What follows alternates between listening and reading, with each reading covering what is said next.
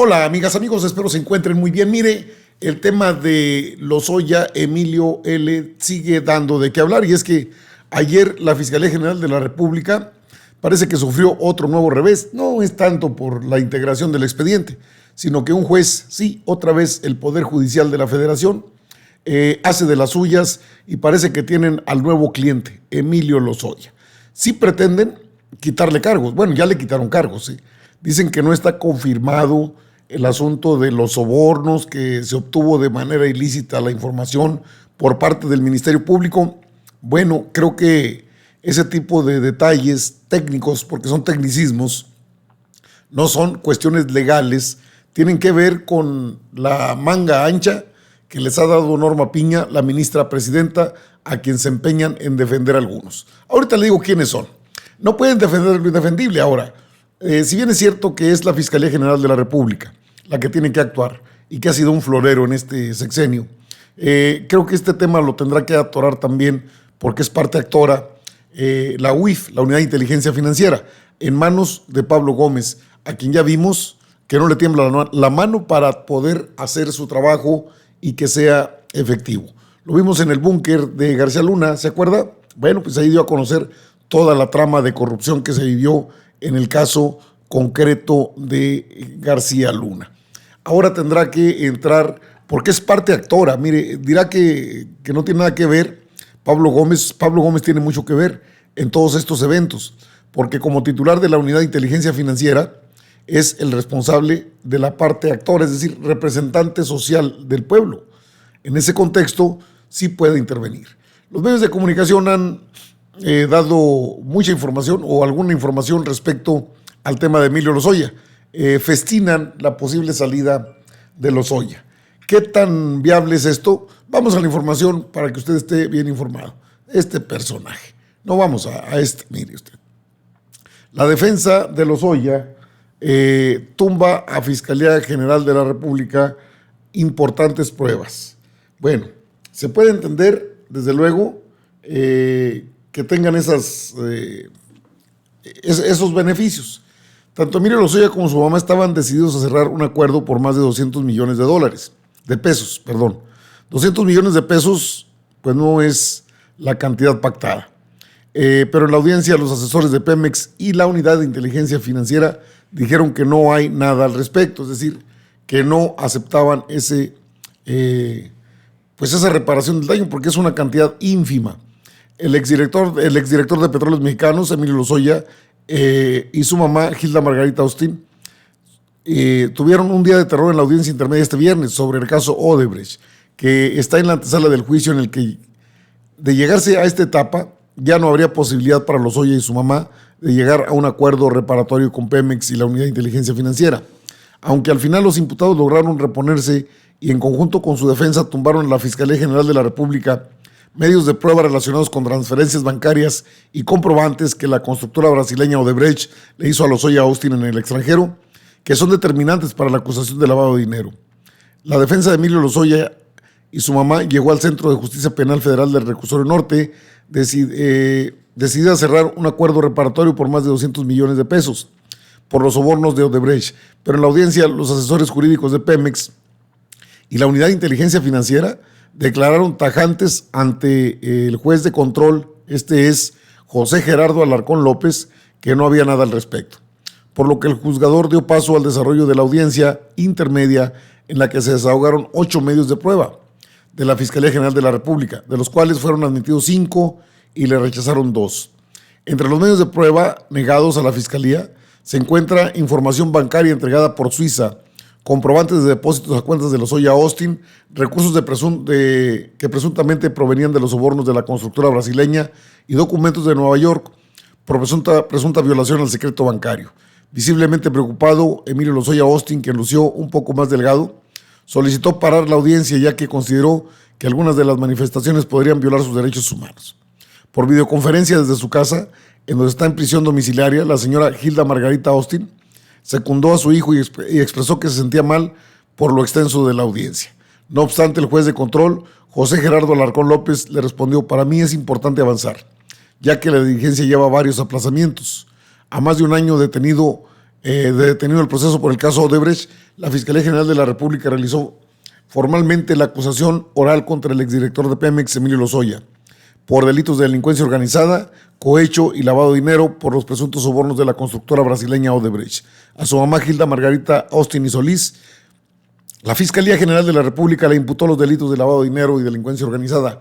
La audiencia desahogo de pruebas se reanudará el próximo lunes a las 14 horas. Otra derrota para la Fiscalía General de la República, pues le quitaron delitos que son graves, pero no del todo, es decir, no pueden exonerarlo porque hay un expediente robusto.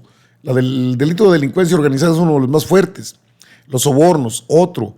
Es decir, pues sí le pueden quitar, pero estuvo ahí el titular de la Unidad de Inteligencia Financiera defendiendo la causa, es decir, Pablo Gómez.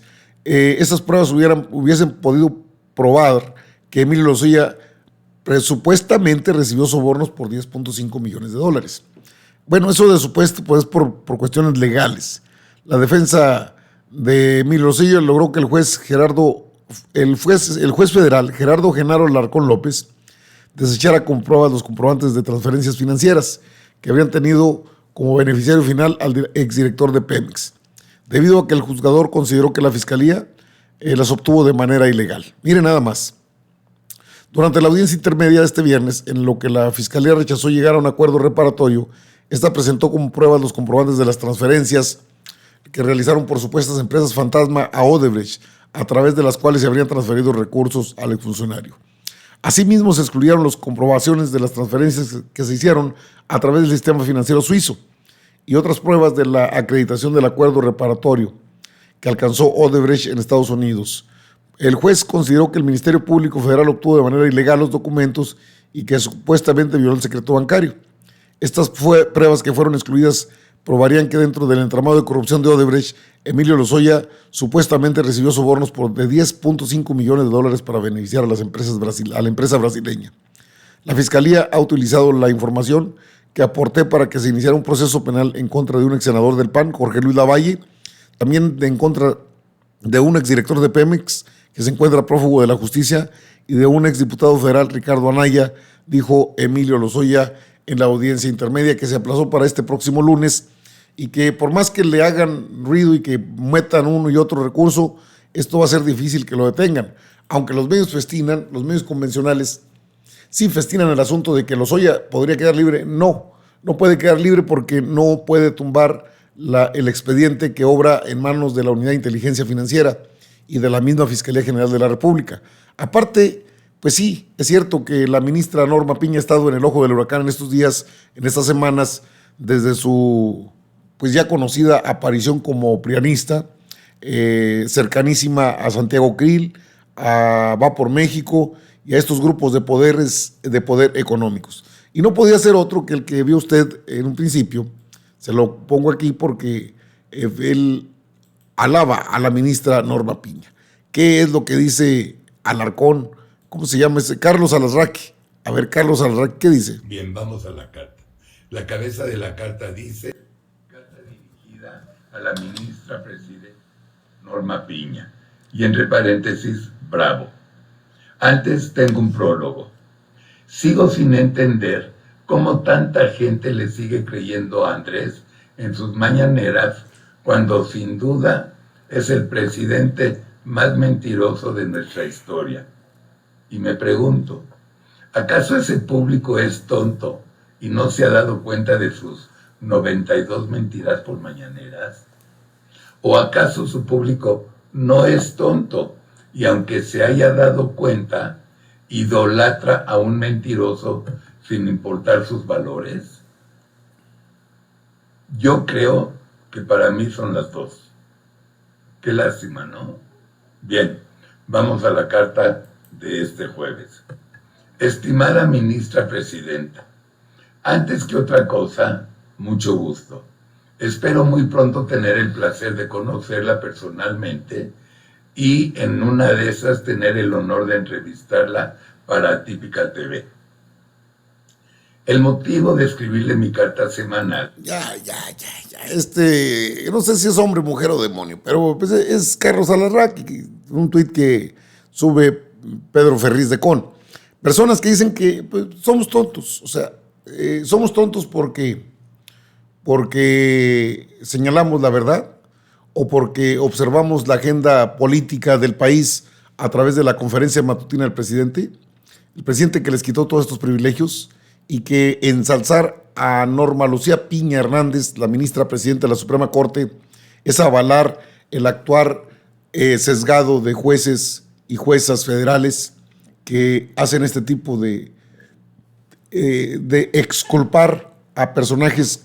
Pues ahora pretenden a Emilio Lozoya, pero también lo hicieron con Rosario Robles.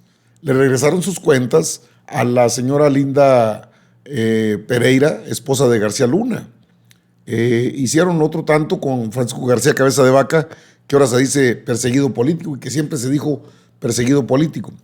Podrían tener poquita coherencia, poquita dignidad para determinar que el Poder Judicial, en manos de Norma Lucía Piña Hernández, solamente ha permitido exoneración de personajes ligados a actos bochornosos, delictivos la mayoría de ellas, presuntamente delictivos y que al final de cuentas ni siquiera pierden su respetabilidad. Eso es lo que pretenden decir que debemos hacer los mexicanos y mexicanas. Pues me parece que esto de los medios de comunicación sesgados, que es un revés para la Fiscalía General de la República, no son, bueno, está bien, si anula el juez 3 pruebas, sí, pero hay un derecho también para apelar a la decisión del propio juez. Aunque no se ha hecho, creo que llegará el momento en que el mismo Pablo Gómez, el director de la Unidad de Inteligencia Financiera, pueda recurrir a la Suprema Corte de Justicia de la Nación y parar este tipo de excarcelaciones o de lavarles la cara a personajes como los que he mencionado. Cabeza de Vaca, el Rosario Robles, la señora Pereira, esposa de García Luna, sus cuentas multimillonarias, dejaron 21,000 pesos en las cuentas aquí en México y se llevaron todo lo demás a Estados Unidos o a paraísos fiscales. Ese es el poder judicial que tenemos.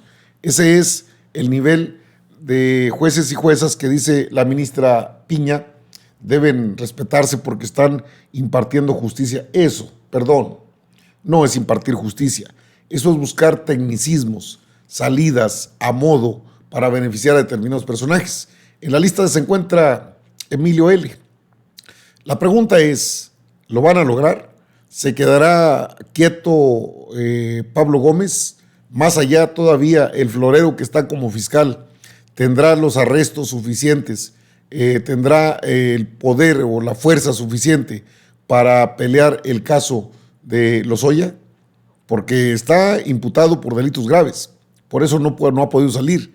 Está en el mismo caso del abogado Juan Collado. Esos son delitos muy graves, muy fuertes las imputaciones. Y el juez empieza a tumbar. Ese es un trabajo metódico. Metódico porque lo hacen de manera mañosa, pero constante. Es urgente que el Consejo de la Judicatura Federal se desligue de la Suprema Corte de Justicia de la Nación. Que no lo siga manejando la ministra Norma Piña, y esa iniciativa de ley ya se encuentra en la Cámara de Diputados. La presentó el Partido del Trabajo. Y seguramente será un tema, y es un tema que tenemos que tocar porque representa de una manera muy puntual lo que podemos hacer respecto a situaciones que tienen que ver con la justicia. No se puede todavía, y no podemos aceptar que la justicia esté vendida al mejor postor. Con todo y que digan, no, es que la ministra Norma Piña, pues sí, pues Carlos Alarraqui, ¿qué más puede decir? Y quiero conocerla personalmente y quiero hacer una entrevista sí, son de los mismos. Y en los medios dicen que el fiscal, otro revés, puede ser, pero el fiscal tendrá que ser rebasado en este caso por la Unidad de Inteligencia Financiera, como ya lo hizo. Esperemos a ver la audiencia de este lunes. No vayan a salir con un domingo 7, ¿verdad? Amigas, amigos, están informados. Yo regreso con más información.